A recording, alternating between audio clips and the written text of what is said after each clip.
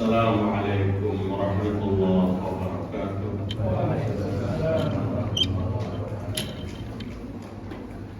Innal hamdalillah nahmaduhu wa nasta'inuhu wa nastaghfiruh wa na'udzu billahi min shururi anfusina wa sayyiati a'malina.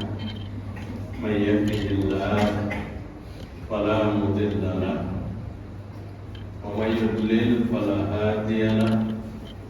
Asyhadu an la ilaha illallah wahdahu la syarika lahu wa asyhadu anna Muhammadan abduhu wa rasuluhu la nabiyya ba'dah.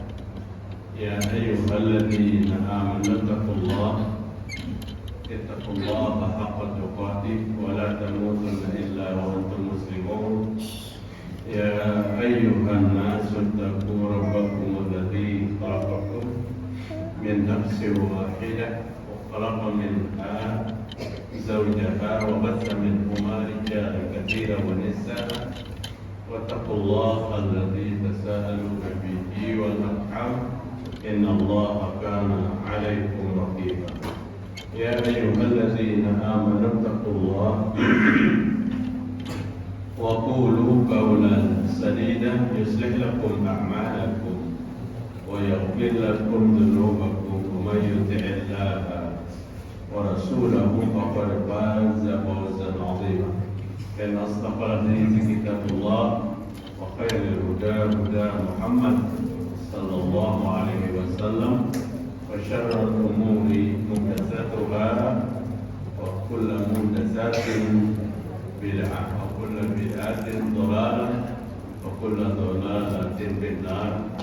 Mari kita bersyukur kepada Allah Subhanahu wa taala pada malam hari ini, malam Jumat tanggal 1 bulan Sya'ban 1446 Hijriah, tanggal 30 bulan Januari 2025 kira-kira. Alhamdulillah kita sehat walafiat dapat berkumpul bersama pada kajian rutin kita malam hari ini. Mudah-mudahan Allah memberikan ilmu yang bermanfaat kepada kita. Allahumma inna nas'aluka ilman nafi'an wa rizqan wasi'an wa shifaa'an min kulli daa. Pada kajian malam hari ini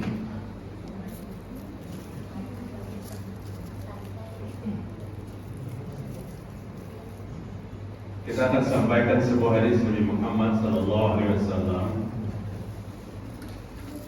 Hadis ini dari Jabir bin Abdullah radhiyallahu anhu. Karena Jabir dan Abdullah itu kedua-duanya masuk Islam. Radhiyallahu anhu. Hadis ini diriwayatkan oleh Bukhari. Anna Nabi sallallahu alaihi wasallam kata Jabir, Rasulullah sallallahu alaihi wasallam bersabda, "Wa'titu khamsan lam yu'tihinna ahadun minal anbiya'i qabli."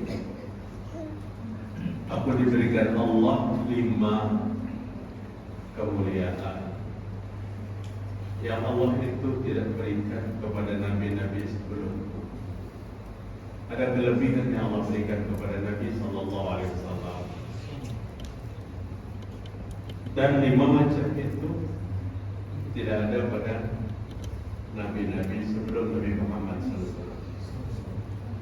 Jemaah sekalian rahimakumullah, sebenarnya selain daripada hadis sahih yang kita angkat malam hari ini, dalam ayat-ayat Al-Quran telah nampak kemuliaan Nabi Muhammad sallallahu alaihi wasallam, kelebihan Rasulullah sallallahu alaihi wasallam.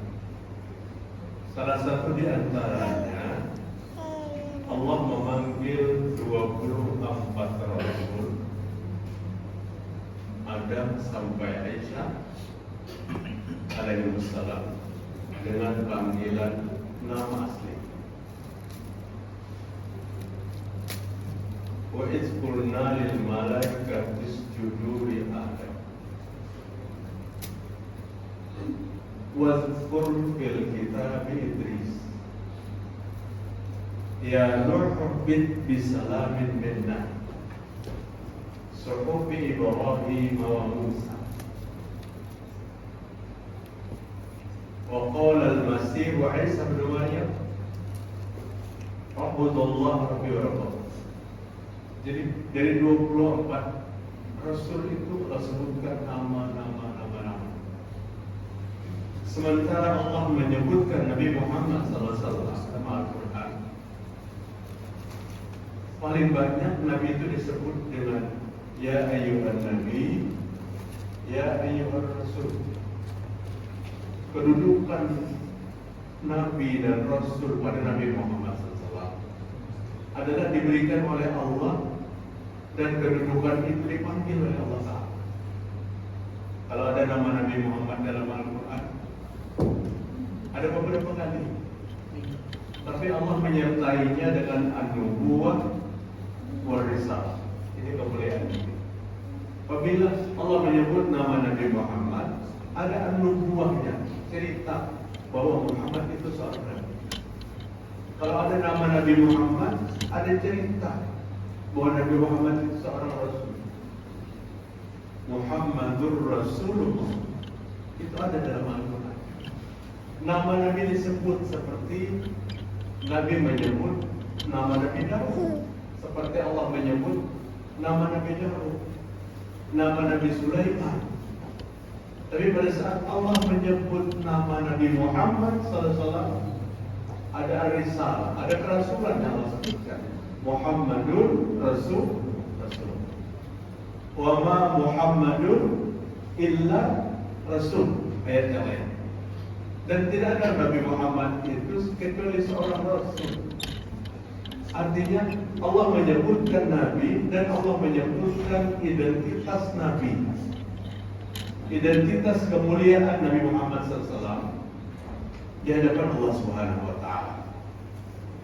Di samping ada satu hadis sahih ini yang Nabi kita Sallallahu Alaihi Wasallam katakan, aku diberikan 5 kemuliaan oleh Allah, dan 5 kemuliaan itu Allah tidak berikan kepada nabi-nabi sebelumku.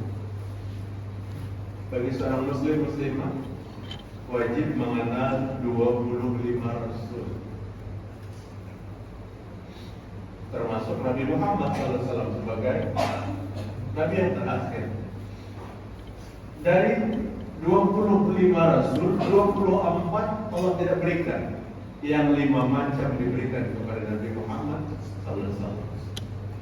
Contohnya apa? Yang pertama, nusir birra'bi masirata syahrin.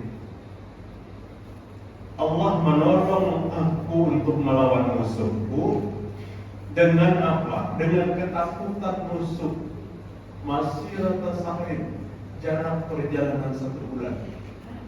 Kalau dulu jarak perjalanan 1 bulan itu antara Masjidil Haram ke Palestina, Masjidil Haram ke Masjidil Aqsa ditempuh perjalanan 1 bulan. Di dalam hadis-hadis mengukur masa-masa itu, jarak-jarak itu dengan perjalanan.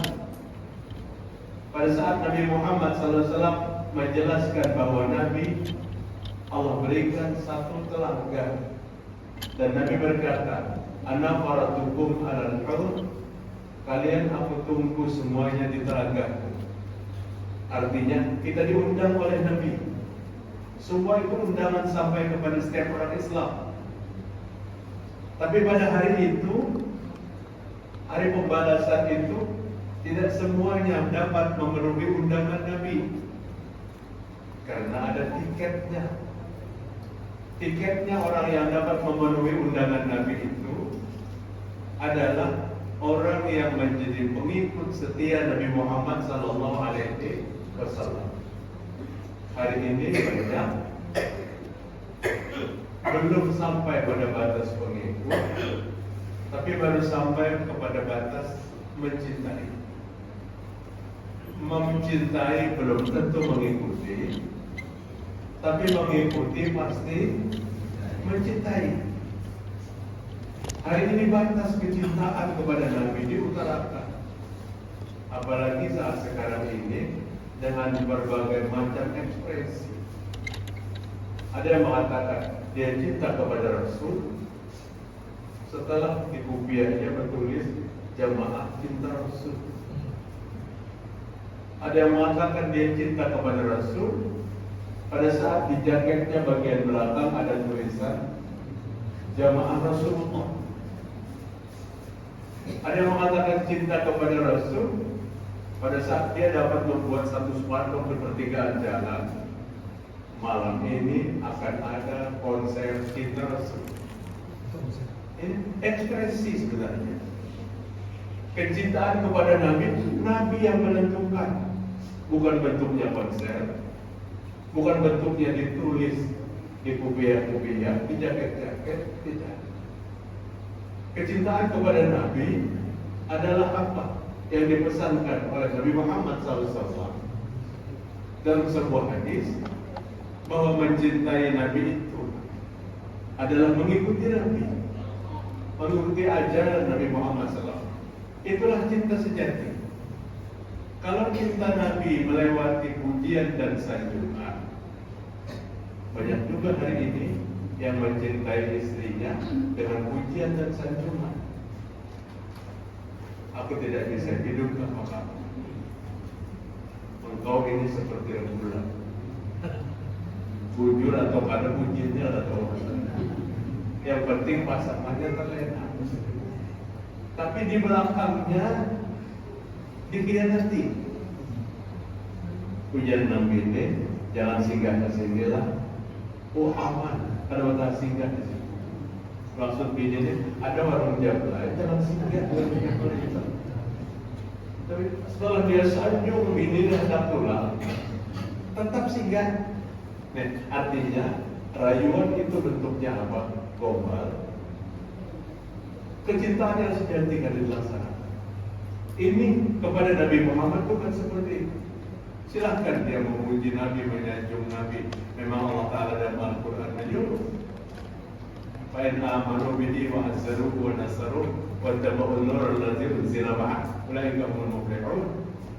Orang yang beriman kepadanya Nabi Muhammad, wa azzaruhu orang yang memuliakannya, wa nasaruhu orang yang menolongnya, wa taba'un nur allazi unzila ma'ah orang yang mengikuti nur yang turun kepadanya. Jangan salah tafsir nih. Memang namanya dalam Al-Quran Nur, tapi bukan seperti Nur hari ini yang diterjemahkan di mana-mana. Nur Muhammad maksudnya, bukan. Wattaba'un nur allati unzila ma'ah. Ulama sepakat yang disebut nur yang diturunkan kepada Nabi itu adalah Al-Quran. Tanda kecintaan kepada Nabi mengikuti Al-Quran yang diturunkan kepada Nabi. Apalagi kita tahu Al-Quran itu satu huruf pun tidak ada yang turun kecuali lewat Nabi Muhammad Sallallahu Alaihi Wasallam. Nah, Bapak-bapak hadirin rahimakumullah, setelah kita membaca 5 kemuliaan yang Allah berikan, yang pertama, aku ditolong Allah. Pada saat musuhku itu takut kepada aku dari jarak perjalanan 1 bulan. Jarak perjalanan 1 bulan. Dan tidak ini ada pada nabi-nabi sebelumnya. Kalau pertolongan Allah secara langsung banyak. Di waktu Nabi memimpin perang Badar, apa? Allah Ta'ala berfirman bahwa Allah menolong prajurit Badar. Allah menolong prajurit Badar yang dalam keadaan lemah. Kenapa lemah? Karena tidak seimbang antara 2 posisi yang berhadapan-hadapan. 300 dengan 1000, artinya 1 banding 3. Maka Allah Ta'ala katakan, aku tolong prajurit Badar itu sekalipun dia dalam keadaan lemah. Nah, jamaah sekalian, pada ayat hadis ini, musuh-musuh Nabi itu merasa takut akan berhadapan dengan Nabi dengan perjalanan 1 bulan, jarak yang cukup jauh, jarak yang dipakai Nabi dalam mengukur luasnya telaga Nabi. Berapa luas telaga Nabi? Masih rotan syahri, perjalanan 1 bulan. Pada saat dimulai pada titik pertama, kemudian putar telaga Nabi itu 1 bulan baru sampai ke titik pertama tadi. Dan ukuran jalan paling laju dengan kendaraan apa? Kendaraan unta. Wa ju'ilat lil ardi masjidan wa tahuran fa ayyuma rajulun min ummati adrakahu shalah falyusalli. Yang Nabi berikan, Allah berikan kepadaku, tidak diberikan kepada nabi-nabi sebelumku. Allah menjadikan bagiku masjid, bumi itu sebagai tempat sujud. Wa ju'ilat lil ardi masjidan. Allah menjadikan bumi ini tempat sujud. Aku dan umatku boleh sujud di atas bumi. Boleh sujud di atas bumi manapun. Kalau Nabi sebelumnya tidak diberikan yang sama. Mereka sujud pada tempat-tempat tertentu. Mereka sujud pada mihrab-mihrab yang diceritakan dalam Al-Quran. Tapi bumi yang terhampar ini Allah jadikan bagiku dan umatku tempat sujud. Maka apa kata Nabi? Bumi itu dianggap suci bagi aku dan umatku. Dulu kita waktu di Ibtidaiyah, di Sanawiyah belajar menyuci bejana yang dijilat oleh anjing. Dan jilatan anjing itu najisnya namanya najis mughaladhah, mutawassithah, muhaffafah. Najis mughaladhah ini jilatan anjing. Mutawassithah yang pertengahan itu apapun bentuknya, kotoran atau kencing dan sebagainya. Tapi orang dewasa. Mutawassithah, muhaffafah itu najis kecil rendah, kencing bayi yang belum berumur 2 tahun dan belum makan apa-apa kecuali air susu. Artinya bukan susu kaleng, tapi susu ibu. Anak yang masih menyusu dan belum berumur 2 tahun, tapi susunya harian adalah ASI, maka kencingnya muhaffaf, kencingnya ringan. Kalau gamis kita, baju kita hendak dibawa ke masjid, dikencingi cucu yang belum 2 tahun tapi tidak makan apa-apa, cukup dipercik dengan air, sudah. Tapi belum 2 tahun umurnya, anak sudah disumpali pisang awet tiap hari 3 biji, itu sudah najisnya buat mutawassithah, pertengahan. Artinya 2 tahun tapi belum makan apa-apa kecuali susu. Bapak hadirin, wa tahura, dan bumi ini suci. Maka pada saat najis mughaladhah itu disucikan dengan apa namanya, dengan tanah, mensucikannya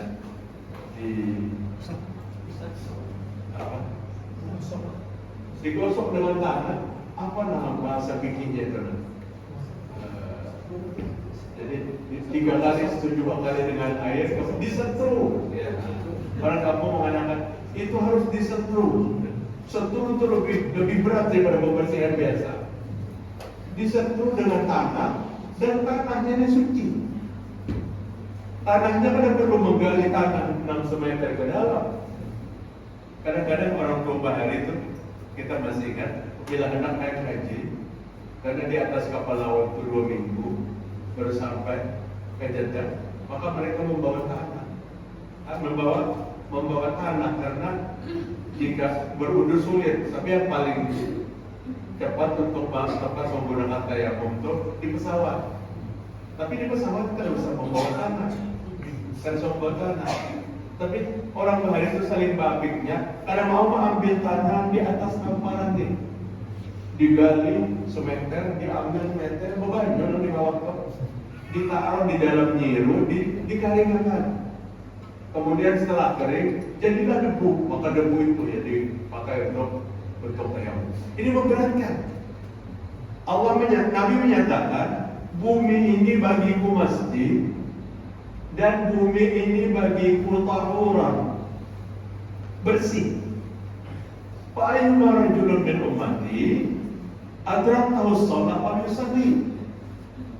Di mana aja umatku mendapati waktu sholat, silahkan sujud dan sholat di atas bumi, di atas tanah. Kalau perjalanan jauh tidak melewati perkampungan, mungkin kita tidak melewati mushola, tidak melewati masjid. Tapi waktu sholat jangan dilewati, tetap sujud pada tempat itu. Pada sebuah saat perjalanan jauh, Nabi pernah memimpin sholat berjamaah di padang pasir. Dengan sujud di padang pasir, sahabatnya di belakang sujud di padang pasir. Kecuali ada dua tempat yang Nabi menganggap tidak boleh sujud di muka bumi ini. Yang pertama, maqbarah. Yang kedua, hammam. Tahulah hammam kan? WC. Jadi kedudukan maqbarah itu disujudi sama dengan sujud di WC. Nabi melarang. Gimana hari ini? Pasti orang sujud di hadapan kuburan. Nabi melarang sujud di dekat kuburan. Bahkan para ulama-ulama Ahlus Sunnah melarang ada bangunan, ada kubur di depan masjid. Kalau hari ini ada di depan masjid lagi, kuburannya di dalam masjid, di pertengahan masjid. Beberapa ulama sepakat pendapatnya, jika ada makbarah di depan masjid, maka harus ditembok dulu, baru dinding masjid. Harus di dinding, sekalipun dinding itu terbuat daripada seng yang biasa, umpamanya ada masalah. Tapi tidak terlihat kubur itu. Rasulullah SAW melarang sujud menghadap kuburan. Kenapa Rasul melarang? Di sini terkait dua macam. Yang pertama kehilangan khusyuan. Yang kedua akan ada ruangan untuk merusak akidah. Merusak akidah kita. Penjelasannya apa ini? Kayak apa ada sujud menghadap kuburan? Lambang guringnya 7 hari 7 malam itu. Apa guring di kuburan? Ada bisnis yang diselesaikan di situ. Apa bisnisnya? Ya itu maknanya ya. Maka ini sudah boleh. Padahal kuburannya haram dalam masjid. Ini ketiga, petugasnya tidak boleh meninggalkan masjid. Karena apabila meninggalkan masjid, kalau meninggalkan kuburan, apabila berangkat dan sholat ke masjid, maka malaikat maut akan datang. Jadi ini yang menjaga 3 hari 3 malam di situ agar malaikat mengurungkan nakir istirahat dulu. Ini paham yang sangat keliru luar biasa. Tidak pernah dapatkan pahamnya. Tapi di wadah kita itu terbiasa dengan sesuatu yang nyata kelirunya, tetap dipakai. Tetap dipakai. Lebih-lebih paham ini adalah paham-paham warisan, peninggalan terdahulu yang tidak pernah dilacak dengan ilmu agama, yang tidak pernah dilacak. Jadi biar Nabi bumi ini sujud semua, boleh di mana sujud, asal jangan di makbarah dan jangan di hammam, jangan di kamar mandi, jangan di tenda. Selain itu bumi tempat sujud. Nabi Muhammad SAW melarang sujud menghadap kuburan. Nabi pernah melakukan menghadap kuburan, tapi Nabi bukan sujud. Nabi melakukan sholat jenazah. Pada saat Nabi datang dari safarnya, Nabi menemui Wanita berkulit hitam yang biasanya menyapu membersihkan masjid itu tidak ada. Ditanya, gimana kata Rasul? Biasanya wanita yang bukan bersih-bersih masjid itu. Ya Rasul, dia meninggal. Dia meninggal. Di mana kuburannya? Ditunjukkan kuburannya. Maka Nabi datang ke kuburannya dan Nabi melaksanakan sholat di sana. Tapi bukan sholat 5 waktu, tapi sholat jenazah. Dan boleh dikatakan itu sholat ghaib. Tapi itu hanya berlaku takhasus bagi Nabi Muhammad SAW. Karena sahabat karena mengikuti lagi. Sahabat kan mengikuti lagi. Jadi itu stop sampai Nabi. Sahabat tidak melakukan, maka kita tidak melakukan. Sehingga pendapat yang paling rajih, boleh kita sholat gaib pada saat kita yakin jenazah itu tidak disolatkan. Pada saat jenazah itu disolatkan, tidak ada perintah sholat gaib. Seorang ulama besar wafat di sebuah negeri, kemudian dimandikan, disolatkan, kita cukup berdoa, tidak sholat gaib di tempat.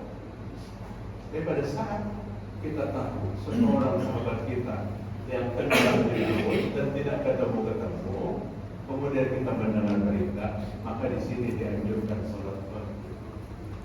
Jemaah sekalian, rahimakumullah, Nabi melarang untuk sujud di dekat kuburan. Kalau dulu ramai orang minta apabila mati kenapa kubur akan tiga masjid. Anaknya takut.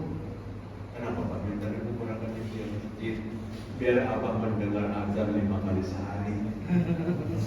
Apa artinya azan 5 kali sehari? Orangnya sudah dikubur. Azan 5 kali sehari ini harus didengar oleh orang hidup. Baru saja kita sholat maghrib, karena kita memperkenalkan panggilan azan. Yang kedua, kata para ulama, kenapa dilarangnya menghadap ke kuburan? Karena itu menghilangkan kehusukan. Menghilangkan kehusukan. Jangan kuburan yang macam-macam beragam-ragam. Kuburan yang ada tapi ditulis dengan nama yang ada di kubur. Ini mengganggu konsentrasi kalau menghadap kuburan. Allahu Akbar. Kita membaca bacaan, mata kita melihat Kanisa telah meninggal dunia, Ahmad pada umur sekian dan meninggal. Menghilangkan khusyuan. Di samping di sini akan merusak kepada akhirat. Nabi Muhammad SAW melarang apabila makanan sudah siap untuk salat. La salata li hadratit ta'am. Jangan kalian salat apabila makanan sudah disiapkan. Ini juga disalahpahami hadis. Berarti pahala makan itu lebih besar daripada pahala salat kan? Karena Nabi menyuruh makan dulu baru salat. Justru Nabi menyuruh makan dulu baru salat agar salatnya jangan terganggu. Di meja sudah hadir haruan babana, popuyu, berubah. Jangan kalati, resliwer, ajan berkumandang. Ayo, biar dia jangan apa? Aku ke masjid dulu. Ya Allah, habis. Alhamdulillah, hati nama ayat. Mudahan popuyu. Ini bentuk kehusuan. Bukan mengatakan sholat itu lebih tinggi daripada makan, itu lebih tinggi daripada sholat. Jangan sholat apabila kebenaran hendak benar kami akan biar masuk, biar terlambat. Tapi harus dikeluarkan. Apalagi BAB yang sudah selesai di ujung tanduk dipaksakan. Ada khusyuk. Maharib aku saja ada keperluan membaca. Ini gunanya Nabi mengatakan hendak kencing berat, kencingkan dulu. Hendak BAB dulu. Makanan sudah siap, makan dulu. Ini berarti ibu yang sangat bersih. Bu, jangan dibiasakan disiapkan pada saat anak turun ke masjid. Persiapan makanan pada suami anak turun ke masjid jadi alasan. Ustaz Sudi sudah memarahi makan dulu hanya ke masjid. Marah pulang dibawa-bawa. Jadi jangan disiapkan sebelum ke masjid. Siapkan sesudah datang di masjid. Tapi jadi ibu biar gak disiapkan nyembuh kalau lu pancing, tak perlu masjid. Apa gerangan jangan dimakan? Ini supaya ikhlas khusyuk salat kita. Jamaah sekalian. Jadi yang dilarang Nabi bumi ini disujudi hanya dua, kuburan dan hammam. Karena dia juga sujud di hammam, di WC, di kamar mandi, tapi di kuburan banyak. Sehingga Nabi Muhammad SAW mengatakan apa? La taj'alu buyutakum maqabira fa inna syaitan yamfiru minal baitil ladzi tuqra suratul Baqarah. Hadis diriwayatkan Imam Muslim. Jangan kamu jadikan rumahmu itu kayak kuburan. Dan syaitan lari dari sebuah rumah yang dalam rumah itu dibacakan Al-Baqarah, surah Al-Baqarah, rumah itu dibacakan Al-Quran, syaitan lari dari rumah itu. Jadi rumahmu jangan dijadikan seperti kuburan. Apa maksud hadis ini? Karena kuburan tidak ada aktivitas ibadah. Kuburan itu ada aktivitas ibadah. Karena ada aktivitas ibadah, maka ibadahnya di rumah. Baca Quran itu ibadah tidak? Ibadah besar. Ibadah besar. Allah suruh baca di rumah biar saya keluar dari rumah kita. Biar rumah kita tenang. Kalau hadirin rahimahumullah, saya berlari dari sebuah rumah yang di dalamnya dibacakan Al-Quran. Nabi Muhammad SAW kajian dulu hari ini tadi di ibu muslimah. Ustaz, kalau kita mengaji di kubur, apa orang baca? Ujian sini, ini kan? Beliau mereka bahwa kubur itu tempat ibadah. Teman-teman mengaji apa nanti baca-baca? Membacanya di rumah. Satu-satunya ibadah yang diperintahkan lewat di maqbarah hanya mengucapkan salam. Hanya mengucapkan salam. Salam pun umumah diberi salam. Assalamualaikum ya ahlan diyar. Assalamualaikum ya ahlan kubur. Tidak lebih daripada itu. Berdoa, salam itu pun satu doa. Tapi tidak ada aktivitas ibadah yang diajarkan oleh Nabi Muhammad SAW. Bahkan kalau kita jujur kepada Bapak hadirin dari Bapak, di kubur itu setelah menguburkan jenazah, doanya masing-masing dibaca, bukan dipimpin. Dan doa Nabi itu sangat pendek. Allahumma ighfir lahu, Allahumma tsabbithu. Kalau doa jenazah kan Allahumma ighfir lahu warhamhu wa'afihi wa'fu anhu. Pada saat Nabi menguburkan jenazah, maka masing-masing sahabat mendoakan seperti doa Nabi. Allahumma ighfir lahu, Allahumma tsabbithu. Imam Nawawi mengatakan lebih baik jika itu disebutkan 3 kali. Allahumma ighfir lahu, Allahumma tsabbithu, Allahumma ighfir lahu, Allahumma tsabbithu, Allahumma tsabbithu. Jadi kan ada macam-macam. Kadang-kadang hal-hal yang kayak itu terlalu kita banyak bawa ke logika. Kalau melani kuburan, apalagi kuburan itu orang-orang soleh, maka bawa oleh-oleh yang banyak. Itu kan logika itu benar. Kita berjalanan bersama bawa oleh-oleh ke rumah, bawa makanan di rumah. Dan di kuburan itu jangan dibayangkan seperti itu. Yang satu bertanya, apa karena oleh-olehnya kalau ziarah ke kuburan Uhud? Oh ternyata membaca Fatihah apa? Di sini kadang-kadang ada nyambungnya, membacanya nyari. Ada cukup dengan itu, datang laskar, lalu bukaan sukma kita kayak ada di Mekah. Suatu hari kami di misalnya juga seperti yang tadi duduk di lobi sebelum COVID itu, duduk di lobi beberapa kawan-kawan, itu rombongan dari berapa lain turun tengah malam jam 11 turun, jam 11 di tangan mereka ada satu buku yang ditulis dengan bahasa Indonesia, bahasa Melayu, tulisan Arab, bahasa Melayu. Belum sempat saya lintas membaca buku yang ada di tangan. Apa judulnya? Manaqib Sayyidatuna Khadijah radhiyallahu anha. Di bawahnya. Berarti kalau mulai di basmalah tuh kamu Allah pada jalan Allah. Jalan yang jauh mana? Mereka berjalan bertis ke Allah. Kenapa mereka tengah malam? Karena siang diusir. Padahal sekarang tengah malam turun rombongan kan. Belum naik dari lobi itu datangan sudah mau berhubung berdatangan.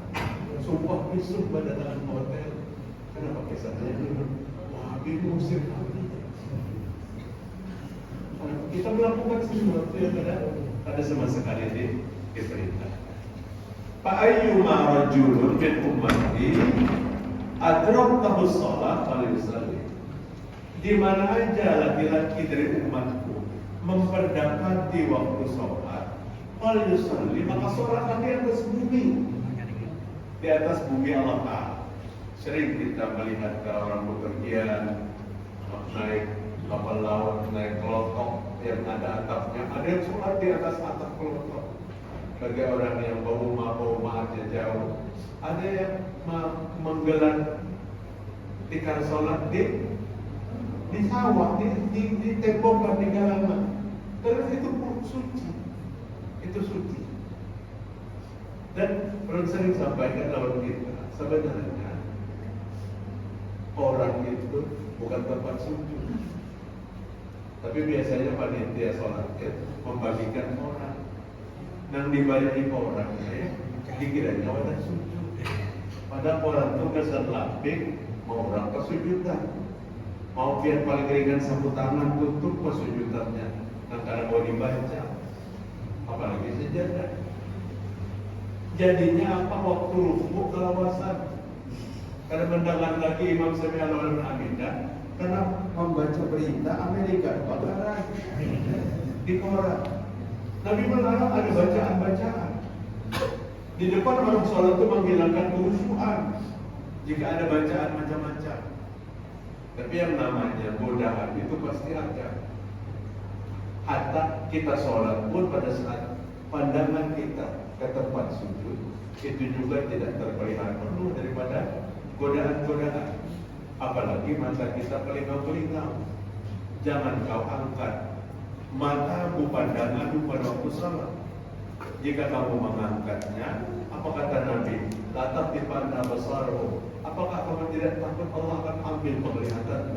Ancamannya sangat berat. Ujian Nabi, kamu nampak liang-liang mata ke sana sini, itu akan dicabut penglihatanmu. Artinya apa? Aisyah bercerita, waktu Rasul SAW masuk ke dalam Baitullah, Nabi tetap mengarahkan pandangannya bukan kepada posisi Baitullah yang ada di dalam itu, tapi ke tempat sujud.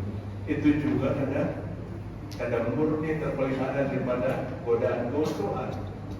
Kalau kita saf kedua atau saf ketiga, kemudian saf di depan kita ada 5 orang pakai sarung kelima-limanya, merek sarung di atas di bawah, kita di belakang.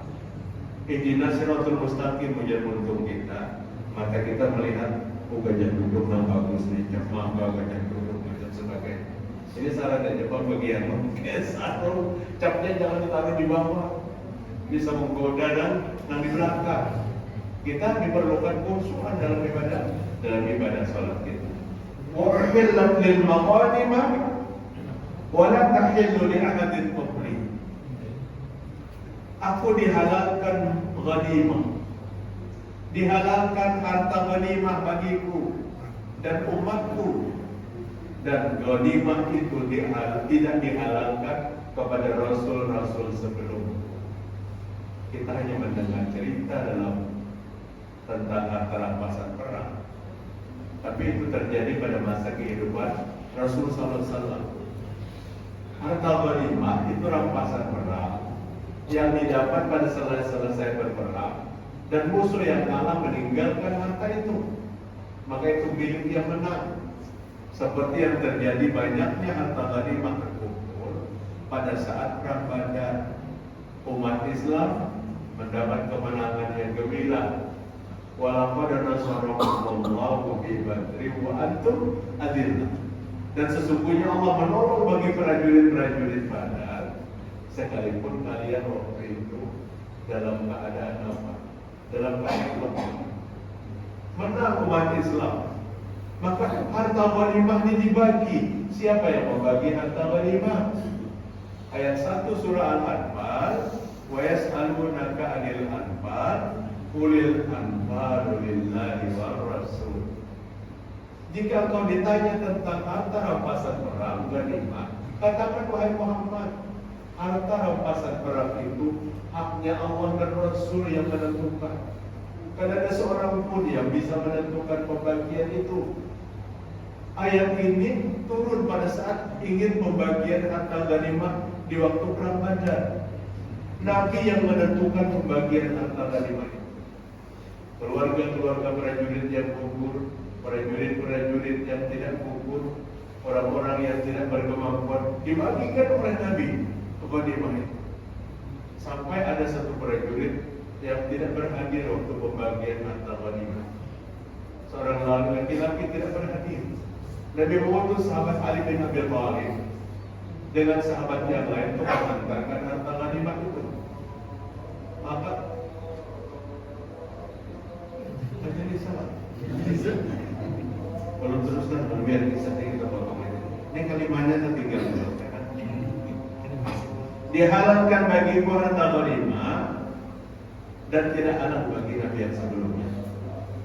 Wa u'titu syafa'ah, dan aku mendapat mandat dari Allah untuk memberikan syafaat. Maka ada biasanya ucapan mudah-mudahan kita dapat syafaatnya Rasulullah. Bujurnya kan bujur, tapi pemilik syafaat itu 100% milik Allah. Dalam surah Az-Zumar, qulillahu syafa'atu jami'ah. Katakan Allah lah pemilik seluruh syafaat. Allah membagikan syafaat itu kepada orang yang berhak untuk bisa memberikan syafaat, termasuk syafaatul uzma kepada Nabi Muhammad SAW. Nabi Adam, Nabi Idris sampai Nabi Isa tidak bisa memberikan syafaat. Jadi barisan-barisan yang terjadi pada mahsyar pada saat manusia satu persatu minta pertolongan kepada rasul-rasul sebelumnya, semua mengarahkan minta pertolongan kalian kepada Nabi Muhammad SAW dengan syafaat Nabi pada hari itu. Wa kana an-nabiyyu ba'atsu ila qaumin khassa. Nabi-nabi yang 24 itu diutus kepada kaumnya saja. Nabi Adam kepada keluarganya, Nabi Idris, Nabi Nuh, Nabi Ismail, Ibrahim, Ismail kepada kaum-kaumnya, termasuk Nabi Isa. Tapi yub'atsu ila qaumin khassa wa bu'istu ila nasi 'amma. Aku diutus untuk seluruh umat manusia. Jadi kalau nabi-nabi yang terdahulu itu diutus untuk kaumnya, maka hari kiamat itu yang paling banyak memiliki umat dan tanggungan adalah Nabi Muhammad SAW. Kalau nabi yang lain berapa ada kaumnya? Nabi Muhammad seluruh umat manusia. Wa ma arsalnaka illa rahmatan lil alamin. Dan tidak kami utus engkau wahai Muhammad kecuali untuk menjadi rahmat bagi alam semesta. Lalu simpulkan apa yang disampaikan. Jabir bin Abdullah meriwayatkan Nabi Muhammad SAW bersabda, Nabi diberikan 5 kemuliaan oleh Allah yang tidak diberikan kepada Nabi sebelumnya. Musuhku gemetar menghadapiku masih rata syahrir, perjalanan satu bulan. Yang pertama. Yang kedua, bumi yang terhampar ini boleh bagiku untuk sujud. Boleh sujud di atas bumi manapun. Ya tentu bagi kita bisa memilih. Jika jelas ada kotoran kemudian kita sujudi, yaitu berarti kita menggunakan apalah takilun. Apakah kamu tidak berakal? Jadi lamaran sholat itu kita mencari tempat yang terbaik. Kemudian wahilan lil maghanimah, dihalalkan bagiku maghanim. atau rampasan perang. Waktu itu syafaat, berhak untuk memberikan syafaat. Siapa yang memberikan syafaat kepada Nabi? Termasuk dari Abu Umamah radhiyallahu anhu. Hadis diriwayatkan Imam Muslim, adalah orang yang berbanyak salawat kepada Nabi Muhammad SAW adalah orang yang berhak mendapatkan syafaat. Kalau berbicara salawat, ada penjelasan. Penjelasan yang harus kita perpegangi. Yang namanya salawat, nilainya ibadah itu namanya salawat yang diajarkan oleh Nabi. Kalau tidak diajarkan Nabi, bukan salawat namanya. Salawat itu Nabi yang mengajarkan. Karena ibadah itu tidak ada yang bisa mengajarkan selain daripada Nabi Muhammad SAW. Wa kana an-nabiyyu ba'atsa ila qaumi. Nabi-nabi yang lain diutus kepada kaumnya, dan aku diutus kepada manusia semuanya. Rahmatan lil alamin. Mungkin itu aja beberapa apa yang dapat kita sampaikan pada kajian malam hari ini. Mudah-mudahan bermanfaat bagi kita bersama. Mari kita tutup dengan berdoa. Ibarat menjadi subhanallah wa bihamdihi asyhadu an la ilaha illa anta astaghfiruka wa atubu ilaik. Assalamualaikum warahmatullahi wabarakatuh.